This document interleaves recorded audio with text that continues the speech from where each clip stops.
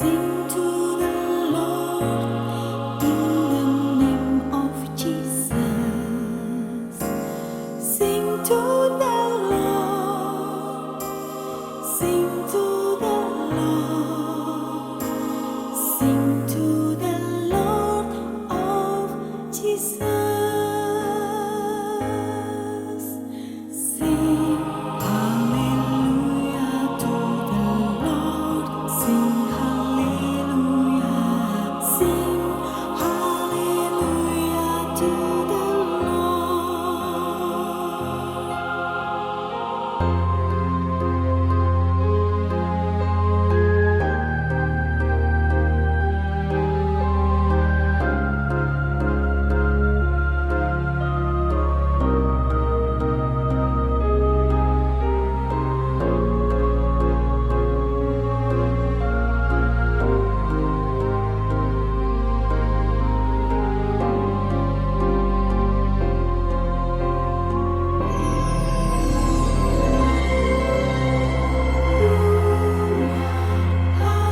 HaKodesh Alaynu, Ruach HaKodesh Betokenu, Ruach HaKodesh Shalom, Tefarehenu Shalom. Ashirallah, Dunai Shalom, Ashirallah, Malchenu Avinu, Ashirallah, Avinu Shalom, Dunai Shalom, Yefarehenu Shalom. Hallelu et Adonai kol goyim shabeku kol ha'umim haleluya kol ha'umim haleluya.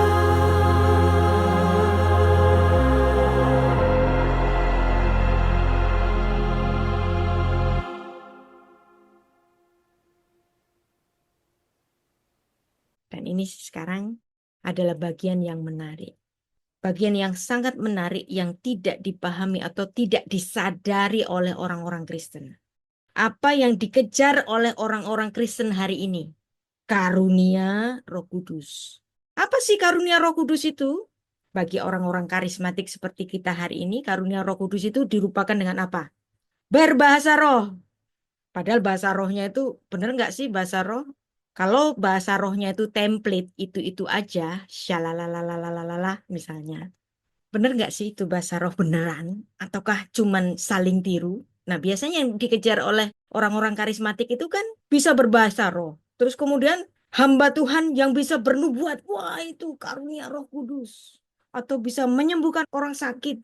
Sehingga hamba Tuhan itu seperti kayak diberikan suatu tugas atau kewajiban. Harus bisa bernubuat. Nah ini bahaya.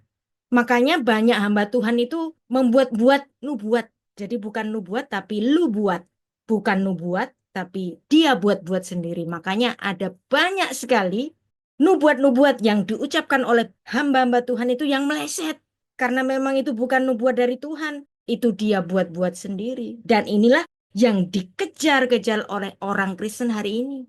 Padahal Alkitab tidak menyatakan bahwa berbahasa roh yang utama, bernubuat yang utama, menyembuhkan orang sakit yang utama, atau bermujizat itu yang utama. Enggak. Dan penyertaan Roh Kudus tidak harus supranatural. Bisa saja sangat natural, seperti yang nanti di dalam satu sosok yang akan saya ceritakan. Betselem Elohim. Bahwa manusia diciptakan di dalam selem demutnya Allah. Di dalam bayangan dan citra Allah. Jadi Betselem Elohim artinya dalam citra bayangan Allah. Siapapun manusia hari ini, walaupun Anda hari ini nggak bisa bahasa roh, bukan berarti dia tidak dipenuhi Roh Kudus. Jadi jangan menjudgment orang yang nggak bisa bahasa roh tidak memiliki Roh Allah. Enggak. Jangan mengejar bisa berbahasa roh. Jangan mengejar bisa bernubuat. Jangan mengejar bisa bermusisat. Itu bukan jaminan Roh Allah. Bisa saja itu semua dibuat-buat sendiri supaya kelihatan lebih keren, lebih kelihatan rohani. Enggak, ya. Nah, saya mau bercerita tentang satu sosok. Namanya Betsaleel. Nanti Anda cari sebagai PR di rumah. Siapakah orang yang disebut pertama kali di Alkitab dipenuhi dengan Roh Allah? Dan orang ini nggak pernah khotbah, nggak pernah berbahasa roh, nggak pernah bermukjizat, nggak pernah menyembuhkan orang sakit. Tapi orang ini yang bernama Betsaleel disebut pertama kali di Alkitab orang yang dipenuhi dengan Roh Allah. Jadi di sini pada zamannya Musa, Musa disuruh oleh Tuhan untuk mencari satu sosok yang dipenuhi dengan Roh Allah. Namanya Betsaleel. Kata Betsaleel bukan kebetulan. Kata Betsaleel itu artinya in the shadow of God. Dan dia yang menciptakan semua peralatan di dalam tabernakel. Betsaleel adalah seorang seniman. Betsaleel adalah seorang arsitek. Betsaleel adalah seorang perupa, ya, seorang desainer. Dan dia yang menciptakan sebuah kemah suci, membangun sebuah kemah suci yang dimana Tuhan nanti bersyekinah di dalam kemah itu. Dan ini dijadikan Allah sebagai suatu sarana. Ketika manusia beribadah kepada Allah, yaitu Sang Pencipta langit dan bumi, mereka berjalan di dalam naungan in the shadow Betselem dari Elohim. Nah, seperti namanya, Betsaleel, seorang arsitek, seorang perupa, seorang tukang kayu. Wow, ring the bell, ring the bell. Kenapa Yesus harus jadi tukang kayu? Kenapa Yesus harus menjadi putra sang tukang kayu? Karena di Alkitab, sosok yang pertama kali disebut sebagai orang yang dipenuhi dengan Roh Allah, bukan orang yang berkomat-kamit syalalalalalalala, bukan. Tetapi dia seorang tukang kayu. Dia seorang desainer. Dia bukan nabi. Dia tidak pernah berkhotbah justru. Tetapi dia dikatakan penuh dengan roh. Jadi mindset kita itu sekarang harus berubah. Bahasa roh bukan tanda dari kepenuhan Roh Kudus. Karena dahulu Alkitab menuliskan seorang yang nggak pernah berkata-kata dalam bahasa roh justru dipenuhi dengan Roh Allah. Perhatikan di sini. Ini adalah bukti Alkitabiah orang yang dipenuhi oleh Roh Allah bukan pengkhotbah, bukan song leader. Keluaran 31 ayat 3. Dan telah kupenuhi dia, siapa dia? Betsaleel, dengan Roh Allah.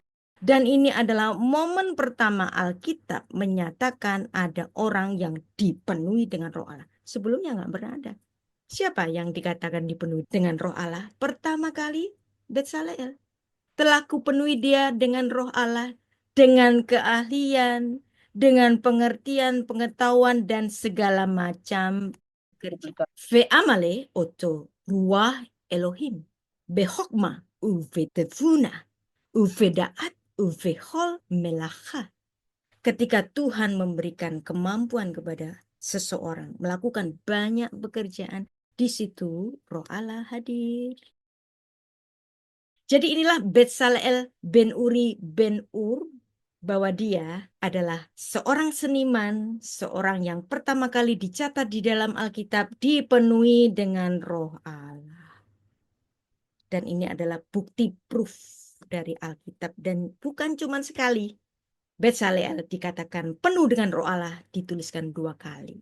Jadi manifestasi roh seperti di KKR Gereja Karismatik bukan kemutlakan kepenuhan Roh Kudus.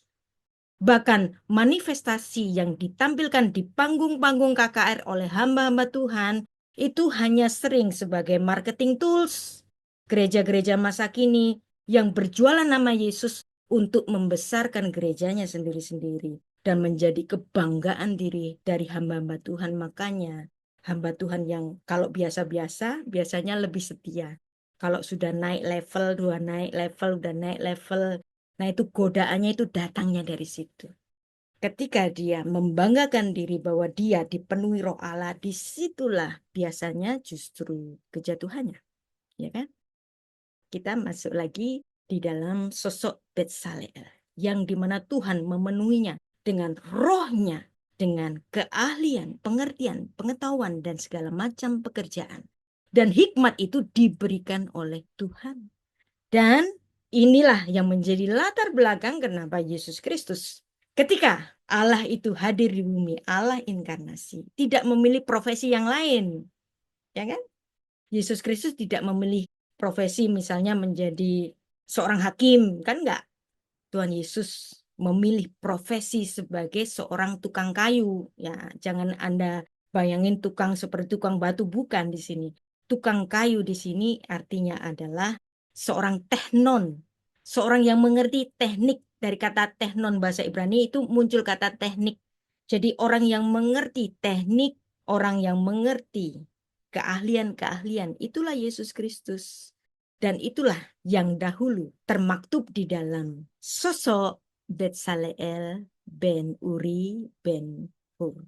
Dan dia bukan hanya menciptakan segala perangkap yang ada di tabernakel, dia juga mendesain pakaian dari imam, baju efodnya, tutup dadanya, dan batu-batu berharga. Semuanya siapa yang ngerjain? Betsaleel dengan dibantu dengan para pembantunya. Jadi sekarang kita sudah memahami bahwa tadi kita sudah membaca di dalam Keluaran 31 ayat 3. Betsaleel ben Uri ben Hur adalah sosok yang dipenuhi dengan roh Allah. Dan kemudian pernyataannya ini diulangi lagi. Pernyataan Allah ini diulangi lagi. Di Alkitab kalau satu kali itu biasa. Kalau dua kali itu konfirmasi. Berarti ini adalah konfirmasi Tuhan menaungi sosok Betsaleel dengan rohnya. Memenuhinya dengan rohnya. Keluaran 35 ayat 30 sampai 31. Berkatalah Musa kepada Israel, lihatlah Tuhan telah menunjuk Betsaleel ben Uri ben Hur dari suku Yehuda dan telah memenuhinya dengan roh Allah, dengan keahlian, pengertian, dan pengetahuan dan segala macam pekerjaan. Uyemale oto ruah Elohim, jelas di sini. Tuhan memenuhinya dengan ruah Elohim. Yang penuh dengan ruah Elohim bukan pengkhotbah, tapi seorang seniman, seorang desainer, seorang arsitek. Nah, di sini makanya saya sangat appreciate sekali kepada seorang seniman. Nah, ada satu kesempatan ketika saya berjalan-jalan di IKN, ya, di Kota Nusantara itu, secara kebetulan dan ini merupakan blessing bagi saya bertemu dengan Nyoman Nuarte. Dia seorang perupa yang sangat dihormati dan saya mengikuti semua karyanya sehingga saya hafal betul wajahnya ketika kami bertemu di sana. Dan saya minta untuk berfoto bersama Pak Nyoman Nuarte dan istri. Jadi Anda tahu kata arsitek itu berasal dari bahasa Yunani architekton. Nah, kata tekton di sini itu berhubungan dengan bahasa Ibrani technon. Teknik di sini, itu artinya yang utama. Jadi seorang arsitek, dia adalah seorang seniman yang utama. Archi itu artinya yang pertama, yang awal, atau yang memimpin. Kata tekton, bahasa Ibraninya technon, ini artinya craftsman, builder, yang bisa juga diartikan sebagai tukang ahli bangunan, tukang kayu, atau arsitek. Jadi disinilah arsitek menyangkut seorang seniman, seorang tukang kayu, seorang perupa, dan kata arsitek menggambarkan tugas seorang desainer bangunan yang bagaimana dia membangun suatu bangunan agar tidak mudah runtuh atau goyah, Dan arsitek ini adalah seorang profesional yang bertugas merencanakan dan merancang desain bangunan juga. Dan mereka adalah kunci dalam membuat konstruksi dan memimpin pekerjaan-pekerjaan yang lainnya yang berkaitan dengan suatu bangunan. Sekarang kita dapat mengerti seperti Betsalel yang disebut penuh dengan roh Allah. Dan itu pekerjaan-pekerjaan dari Betsalel itu dipenuhi dengan roh Allah, maka tidak kebetulan ketika Yesus, Allah inkarnasi lahir ke bumi, dia memilih untuk berprofesi sebagai karas-ets atau hekaras, seorang tukang kayu. Dan di sini di dalam Markus 6 ayat 3 dan Matius 13 ayat 55 menyatakan bahwa Yesus Kristus adalah putra dari tukang kayu. Menandakan bahwa profesi Yusuf itu seperti Betsalel. Sehingga anak sulung dari Yusuf ini tentu saja memiliki keahlian yang sama dengan bapaknya. Dan ini adalah keahlian Betsalel di Perjanjian Lama dimiliki oleh Yusuf dan juga oleh Yesus Kristus, yang dimana Betsalel, Betselem Elohim, Betsalel dalam Perjanjian Lama untuk manusia itu kembali kepada citra Allah. Di sini Yesus Kristus sebagai penggenap dari sosok Betsalel, maka Yesus Kristus mengembalikan citra Allah yang sudah rusak di dalam diri manusia di dalam pengampunan yang dilakukannya di kayu salib dengan pencurahan darahnya. Jadi ini bukti ayatnya bahwa Yesus Kristus putra tukang kayu, Matius 13 ayat 55. Bukankah ia anak tukang kayu? Bukankah ibunya bernama Maria dan saudara-saudaranya Yakobus, Yusuf, Simon, dan Yudas? Jadi di sini tukang kayu di sini adalah profesi yang sama yang dilakukan oleh Betsalel. Bahasa Yunaninya tektonos dan bahasa Ibraninya hekaras.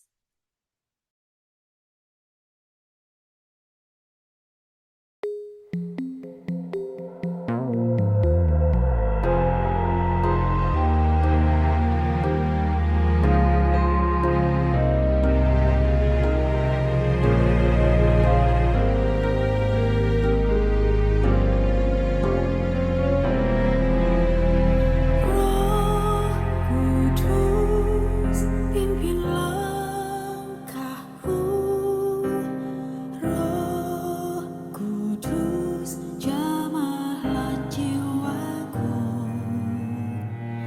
Bawaku masuk hadirat-Mu, berhiaskan kekudusan. Come, Holy Spirit, fall on me. I worship You in spirit and in truth. You are captivating my soul. I love You, Holy Spirit. Sing to the Lord, sing to the Lord, sing to the Lord in the name of Jesus. Sing to the Lord, sing to